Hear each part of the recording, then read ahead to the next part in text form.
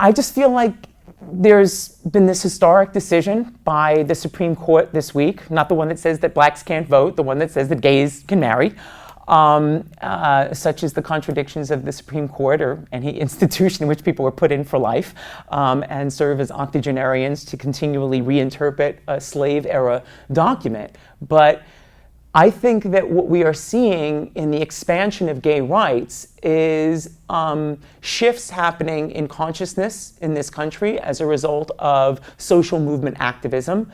But I also think that the left has a role to play to kick open what is a crack in the door and force the conversation beyond marriage and beyond the rights to serve in the military. And I think that it is going to take the left in this country, the cadre, the queer cadre, if you will, actively inserting ourselves in the midst of this exciting moment for many people, not to say who gives a crap about this bourgeois institution, whether you want to get married or you don't. The expansion of our rights is something that is a positive thing, in my opinion. We have to still live in this world while we're fighting for the new one. And you can't do that if you don't have your basic rights and benefits.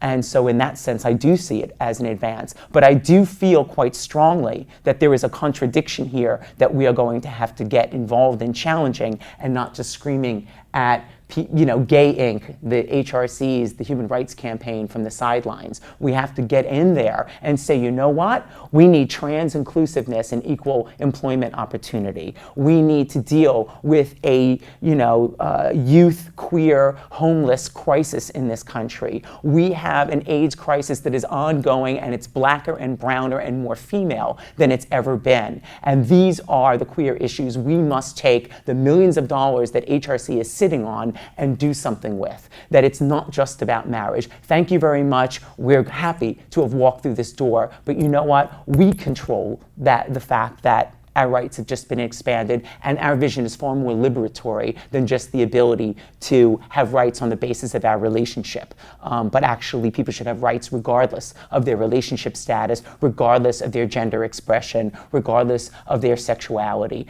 And the conversation has to move on from here. And so, yes, I embrace the end of the Defense of Marriage Act. I embrace the fact that the nation's largest workforce, the military, is no longer segregated by sexuality, even though I don't think anybody should serve in it, gay or straight. But I think that we now have a greater opening and a greater platform and a bigger megaphone from which to make a larger argument about queer rights and frankly, sexual liberation for all.